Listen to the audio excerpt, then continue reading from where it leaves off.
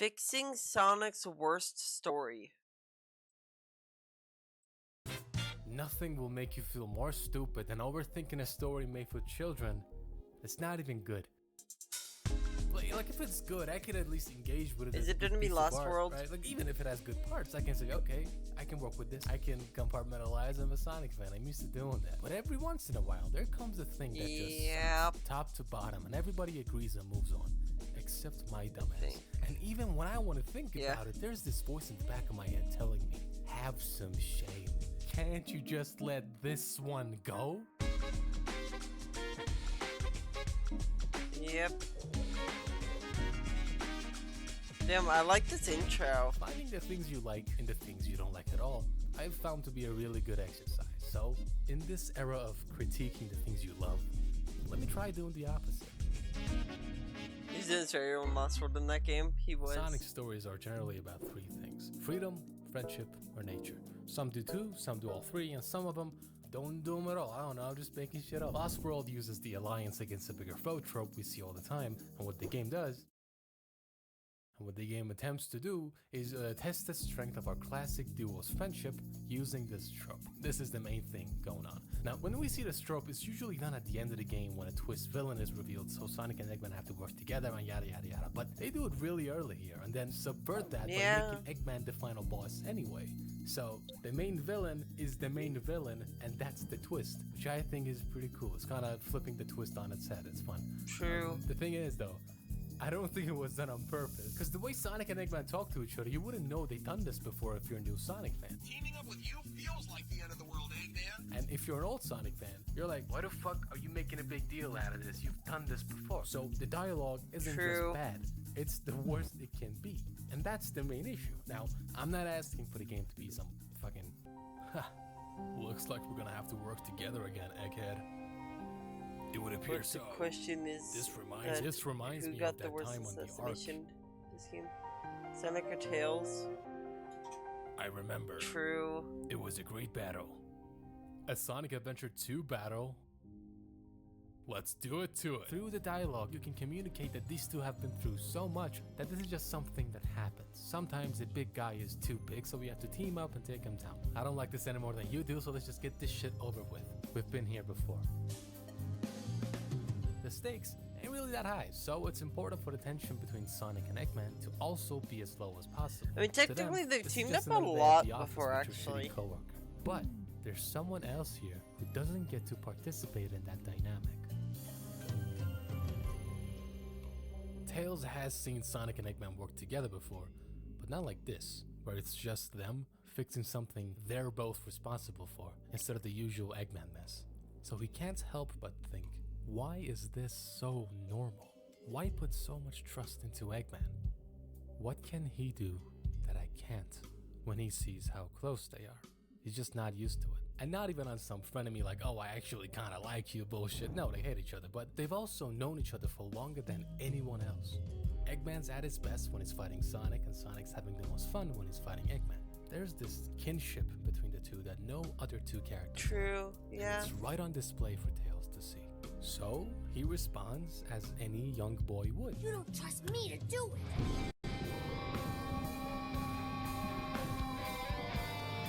I've got a soft spot for Tails being a little shit every now and then. Sorry you got stuck with a voice chip that looks like it was built by a 2-year-old. You know, his whole thing is following in Sonic's footsteps, and Sonic can occasionally be an asshole sometimes. You know, he's got a temper, it's fine. So, to see Tails exhibit those same behaviors in his own way, I think it's really fun and makes sense for the character.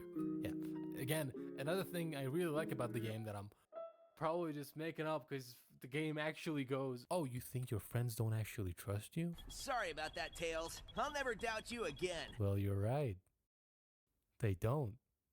You should be insecure, actually. All of this could be avoided if we remove this one scene. I feel like Tails shouldn't actually say anything. That's the big change I make, I guess, because in his head, he thinks he's in this position because he failed Sonic. If he just comes out and says it, whatever closure he's gonna get from that will feel fraudulent.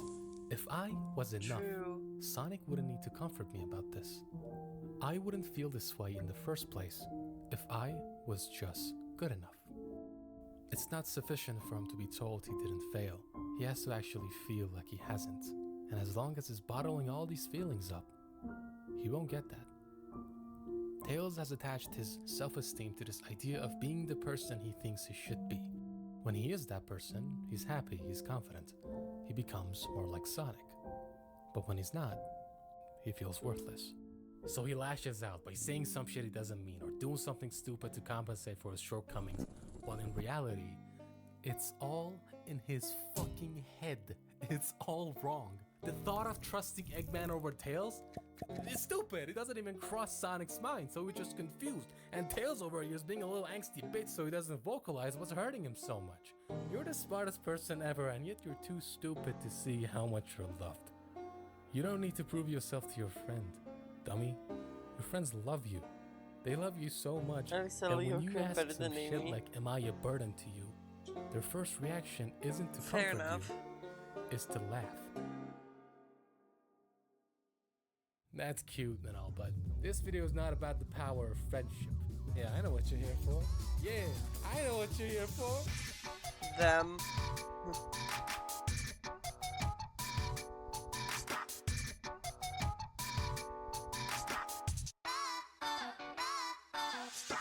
It is time for the enlightened, contrarian, cool video essay man, that's me, to lay upon you my genius using my video essay prowess to reveal to you how these characters are actually really complex and subversive actually, and are based on the 7 deadly sins. You know, the 6 of them. Fuck no, they are lame and they suck and they are bad. I agree, but for more nuanced and smarter reasons. My problem with the Deadly Six isn't that they're one-note cartoon villains. That's fine, I don't care, that's not an issue. The issue is that they fail at being the one thing they're supposed to be. Because when you have characters this one-dimensional, like Zamam here, he's fat, that's his thing, with whole dedicated cutscenes showing off their one trait, like this one here with the sandwich and because it's fat, giving them each entire stages with their one joke repeating over and over again. Guys, did you know that the yellow one is fat? What you're doing here is that you're putting a magnifying glass on a team made up of explicitly simple characters. Do you see the issue? Just pull that shit back a little, right? Then you'll see a team with members who individually suck. They are bad. We went over this. Even Sonic does not give a fuck about them. Not once in the entire game is he threatened by any of them. Any of them on their own. You see, the only time the Deadly Six are effective is when they're jumping Sonic in groups. This is where they're at their best. They do this at the end of the game, and honestly, they're fine, they're okay. Time for some revenge! Right, Master? Correct. Revenge is a dish best served cold. Oh, man! Now you made me hungry! Like, you already do this. Why not have them jump Sonic in groups of 2 instead of doing the superling thing? Like, you know, that could have been solid. The good thing about them having one character trait each is that it's really easy to bounce them off of each other. Like, this doesn't make them suck any less as characters, but at least we're doing something with the Deadly Six instead of the Deadly Zavok and his bitches. That's all the depth they need to work, really. We don't need to see them coming together, their fucking backstory. The Deadly Six from Sonic Lost World don't need lore, man. Come on. Although, alright, hold on, let me cook. They're one weakness. I have no idea. Black arms-ish, right? Who are famously genocidal, and there's like 6 of them. So there could be some history there. Could be cool. I don't know. Also, I won't get to say this anywhere else. Eggman is enslaving them using this thing, and Sonic's first instinct, the moment he sees it, is to kick it away. That's so cool. I love that so much. It's awesome. But the game walks it back immediately by having Sonic regret this decision, which I think is stupid and ruins the whole thing. Oh, man! I should have listened to you, Tails! Stand on it, you pussy! But it doesn't matter how good of a team they are, for a team is only as good as its weakest member. And there is no weaker link in this deadly chain than Zavok. I just upset every Zavok fan. All 8 of them. Zavok sucks purely based on the fact that he's the leader of a bunch of characters who only do one thing, but he also does all the things. He's the big guy, he's the smart guy, he's the fucking mentor. The only role he physically cannot fill is his own right-hand man, which is Zaz, the second most popular Zeddy. Funny how that works, right? If you give the characters shit to do, they will do shit. But Zavok's out here hogging all the spotlight and makes all the members he's supposed to be leading look like shit. Even if you like Zavok, the Deadly Six as a concept fails because of him. And that's exactly why. He's kinda perfect for the story. See, what makes Zavok different than the others is that the leader isn't a character trait, it's a title. The only thing that makes him the leader is the trust every other member has in him. He is, literally, nothing without his team. No, the defining trait of Zavok is that he lies. This piece of shit is such a scumbag. He tricks and looks down upon the only people who ever love and respect him. It's not like they're all stupid, no, they're just loyal. The thought of not trusting him doesn't even cross their minds. Why would Big Brother Zavok lie to me?